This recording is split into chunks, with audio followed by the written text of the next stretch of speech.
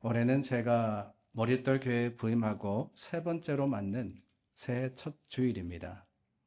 벌써 그렇게 됐습니다. 흔히 새롭게 부임한 목회자의 첫 3년을 여러분 뭐라고 부르는지 아십니까? 허니문이라고 불러요. 허니문. 똑같습니다. 남자와 여자가 만나서 결혼해서 한 3년 동안은 모든 게 다 좋아요. 허니문이죠. 마찬가지로 목사와 교회도 3년간은 그렇다라고 해서 허니문 기간으로 부릅니다. 이때는 서로 알아가는 과정에 있고 또 조금은 이런저런 여지를 주시기 때문에 목회자와 성도 사이에 뭘 해도 너그럽게 받아주시고 또한 용납해 주십니다. 그 마지막 해를 이제 시작하는 거예요. 한편으로는 염려도 되고 또 한편으로는 기도도 됩니다. 허니문이 끝나면은 이제는 너무나도 잘 알게 될 텐데 힘들어지지는 않을까? 저와 여러분들이 상대를 대하는 그 마음이나 모습이 바뀌지는 않을까? 조금은 염려가 되기도 합니다. 하지만 다르게 보면은 이제 서로가 다르다라는 것을 이해하게 되고 함께 합을 맞추어서 더 좋은 모습으로 나갈 수 있게 되지도 않을까? 그런 기대의 마음이 없지 않아 있습니다. 그래서 2025년은 제게 참 의미 있는 해가 아닌가라는 생각을 해보게 됩니다. 여러분들은 어떻습니까? 어떤 분에게는 머릿돌에서 올해가 20번째 맞는 그런 새해가 되실 수도 있을 것 같고 어떤 분에게는 첫 해가 되지 않을까 싶습니다. 각자 다릅니다. 그러나 같은 마음을 품고 함께 십자가를 향해서 주님께서 일하시도록 맡겨드린다면 52주가 지나서 마지막 주일 참 좋았더라. 그렇게 고백할 수 있지 않겠습니까?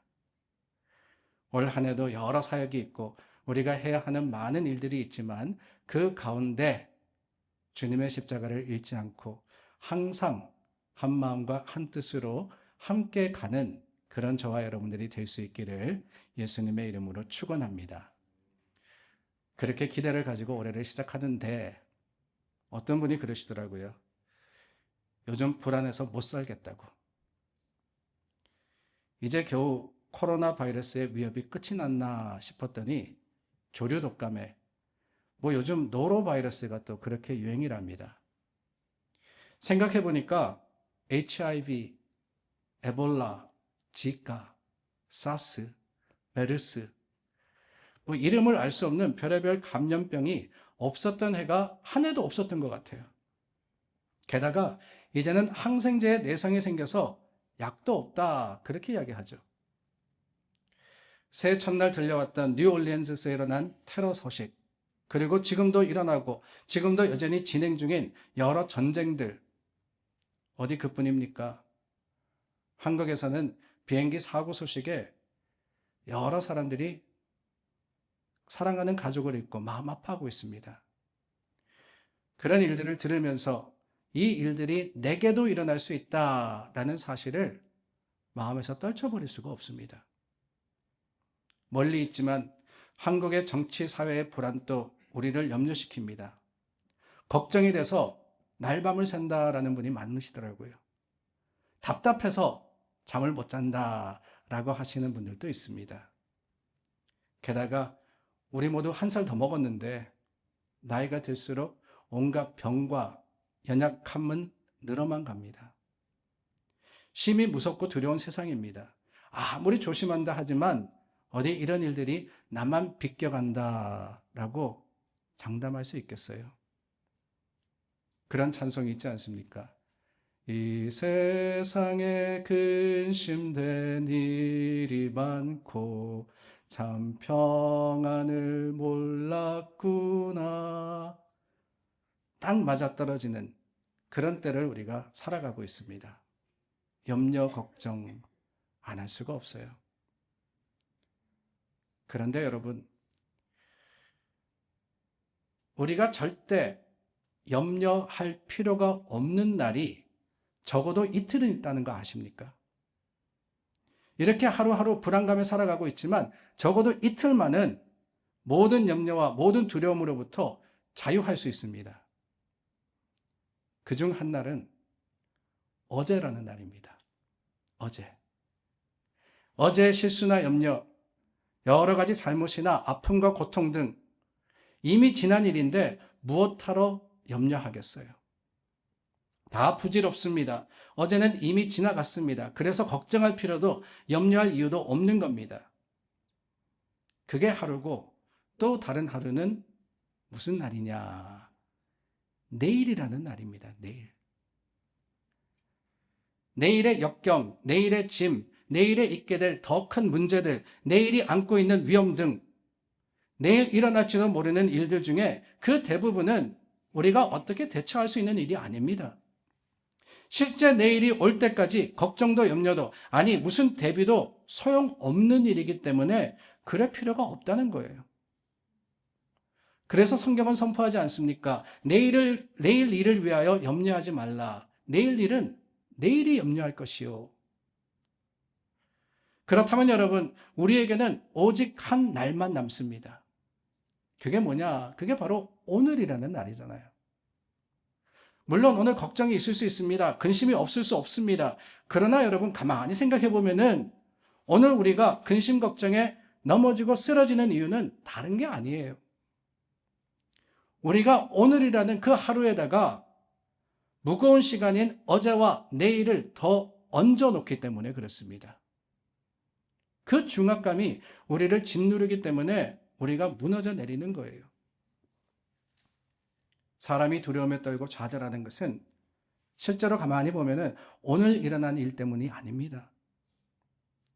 오히려 어제 이미 지난 일들에 대해서 후회하거나 비통해야 하기 때문에 그리고 내일 일어날지도 모르는 어떤 일에 대해서 두려워하기 때문에 오늘 걱정하고 오늘 근심하며 오늘 실패하는 거 아니겠습니까?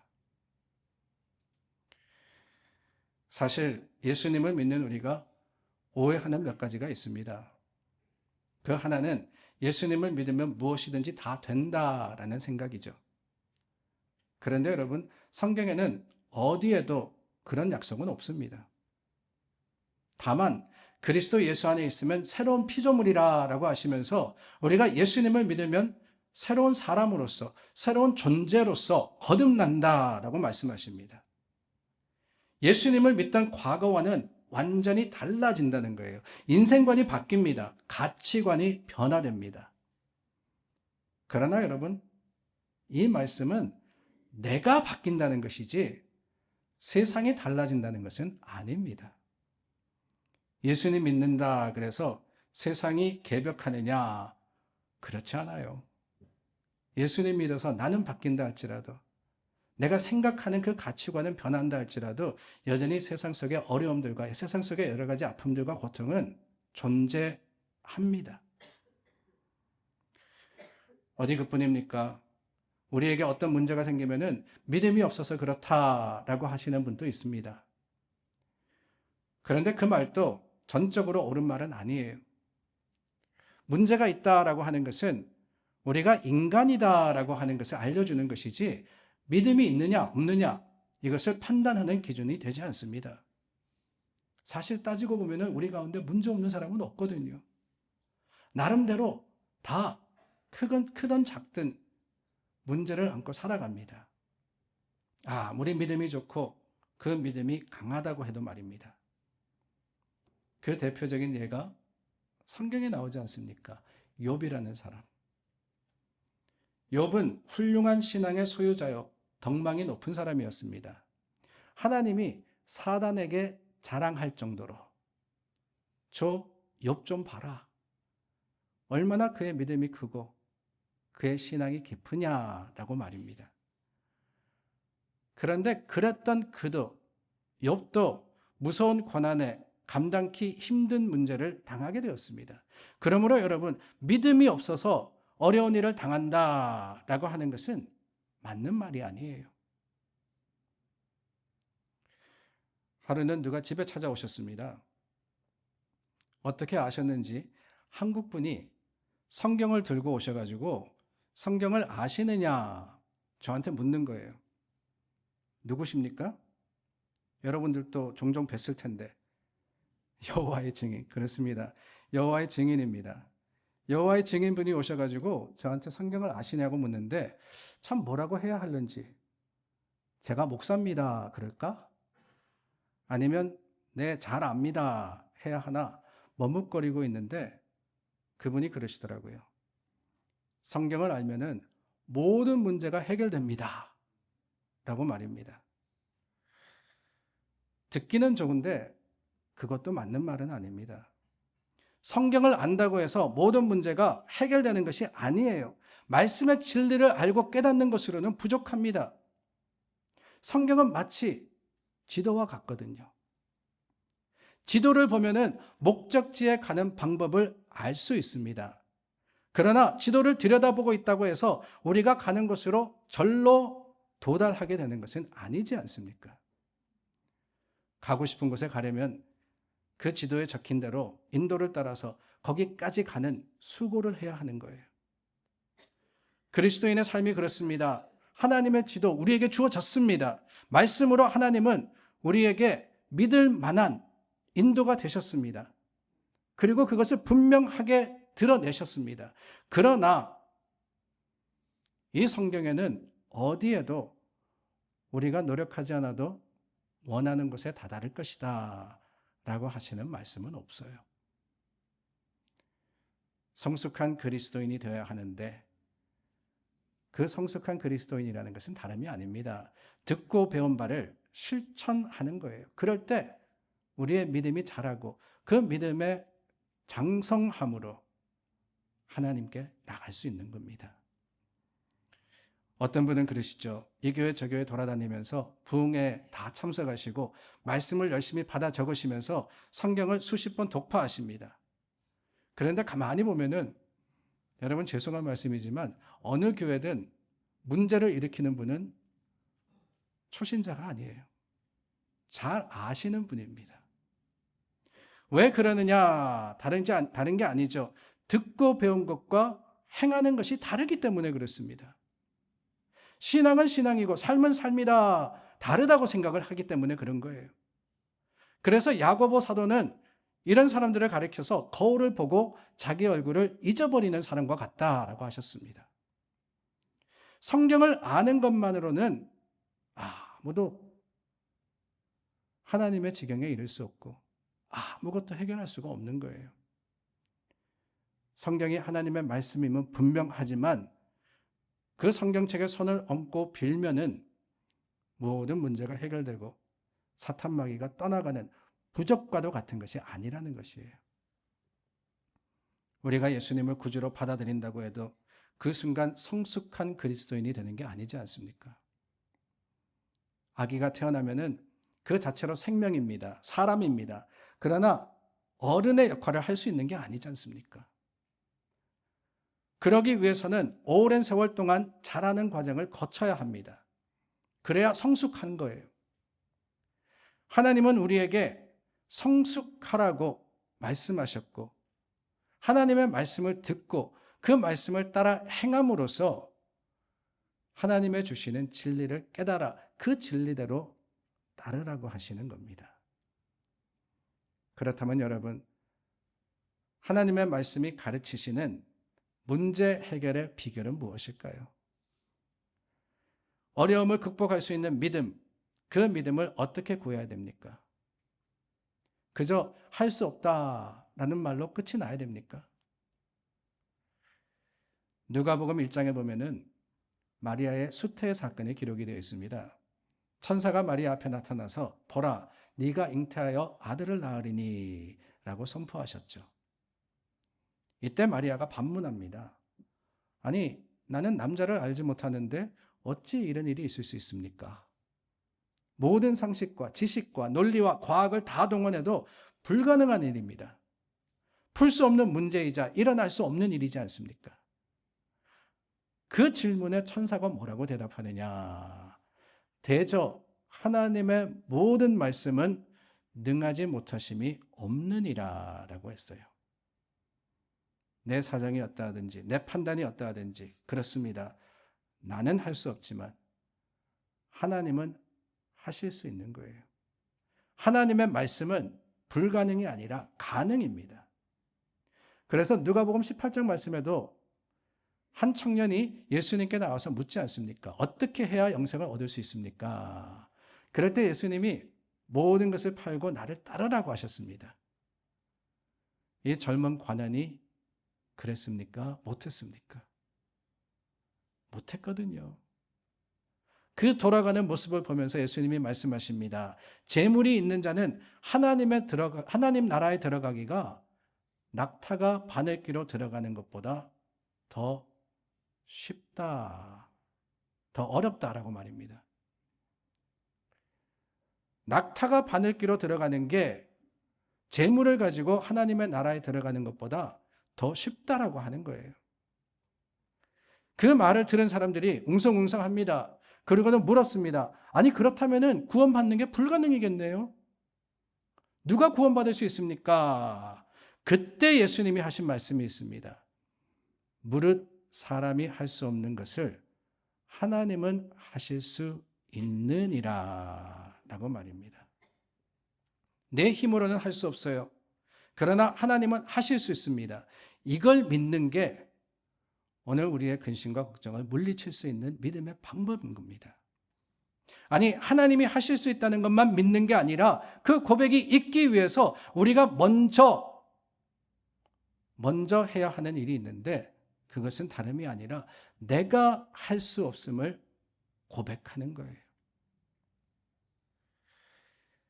잘못된 오늘날의 기독교 복음은 뭐든지 스스로 할 수 있다라고 강조를 하며 자존감을 높여줍니다. 무엇이든지 할 수 있다라는 적극적인 사고방식을 강조하면서 그렇게 교인들을 독려해요. 그래서 많은 목사님들이 선포하는 말씀이 있지 않습니까? 할 수 있거든이 무슨 말이냐? 믿는 자에게는 능치 못함이 없느니라 라고 합니다. 또 하나 더 있죠. 빌립보서 4장 13절의 말씀, 내게 능력 주시는 자 안에서 내가 모든 것을 할 수 있느니라.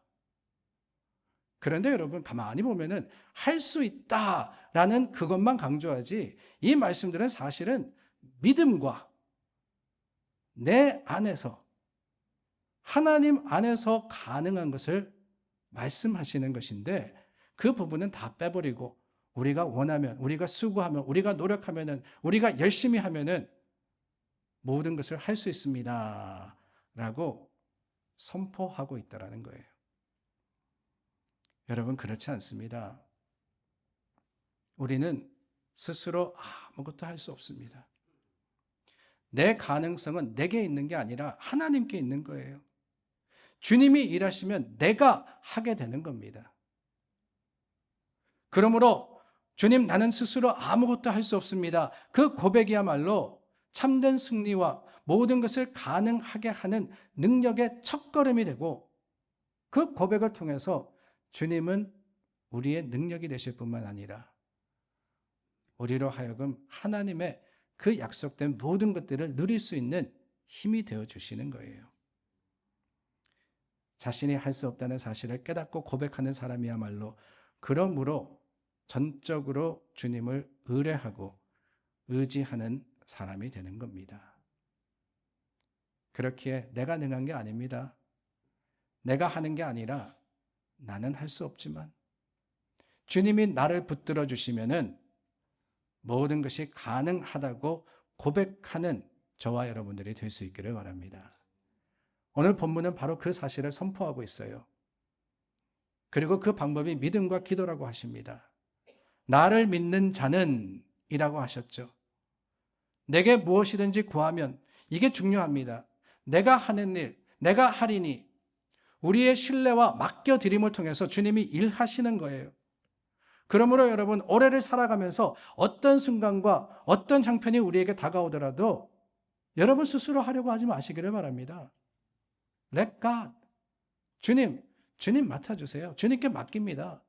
그럴 때 우리 마음이 평안해지고 그럴 때 우리의 삶이 안전할 것을 믿으시는 여러분들이 되시기를 바랍니다.